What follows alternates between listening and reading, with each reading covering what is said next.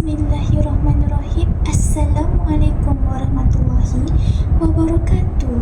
Salam sejahtera, salam berhormat dan salam Malaysia Madani.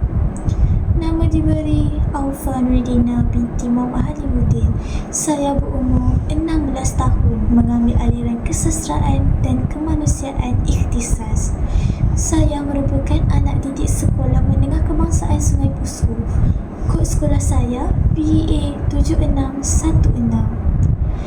Yang dihormati guru-guru penilai, guru-guru serta rakan-rakan sekalian. Pada hari ini, saya akan menyampaikan resensi buku yang bertajuk Cukup Derita Itu, karya Siti Rosmiza. Novel ini merupakan sebuah karya bergenre cinta, kekeluargaan dan drama yang syarat dengan konflik serta pengajaran hidup. Novel ini juga mendapat sambutan hangat daripada pembaca dan telah diadaptasi menjadi drama bersiri yang popular di kaca televisyen. Novel Cukup Derita Itu mengisahkan kehidupan dua budak adik-beradik kembar, iaitu Ilana dan Ilani. Setelah kehilangan ibu bapa sejak kecil, mereka dibesarkan oleh ibu saudara mereka. Namun begitu, nasib kedua adik-beradik ini sangat berbeza. Ilana dilayan dengan baik, dimanjakan dan diberi perhatian. Manakala Ilani pula sering dimarahi, dihina dan diperlakukan dengan kejam. Ilani membesar dalam susunan yang penuh penderitaan. Dia sering menjadi mangsa ketidakadilan dalam keluarga sendiri. Walau bagaimanapun, Ilani tetap bertabah, sabar menghadapi segala ujian hidupnya. Sikapnya yang baik hati dan tidak pernah mendendam menjadikan watak ini sangat disenangi pembaca. Selain konflik keluarga, novel ini turut memaparkan kisah percintaan antara Ilani dan Zarul.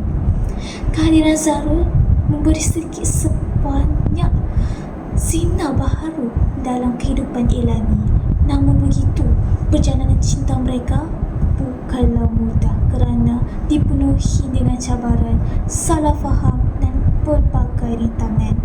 Perkara ini menjadikan pembaca tanya-tanya sama ada mereka akan bersatu atau sebaliknya. Rakan-rakan sekalian, antara kekuatan utama novel ini ialah jalan ceritanya yang sangat dramatik dan menyentuh perasaan.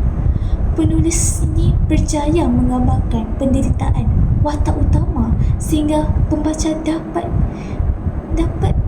merasai kesedihan, kemarahan dan simpati terhadap Ilani.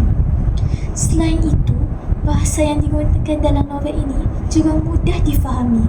Gaya penulisan Siti Rosmiza sangat menarik kerana mampu menghidupkan setiap watak dan situasi. Pembaca seolah-olah dapat membayangkan setiap peristiwa yang berlaku dalam cerita ini.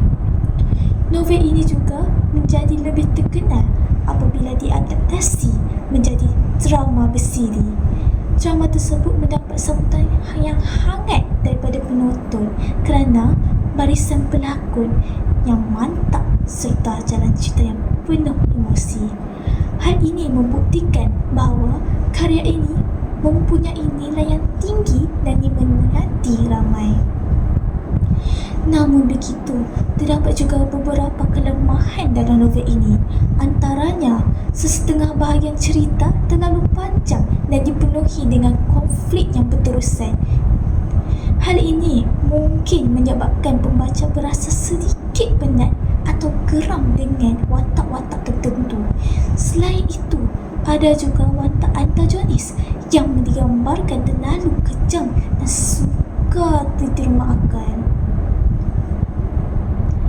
Hadirin yang dikasihi, banyak pengajaran yang kita boleh ambil daripada novel ini.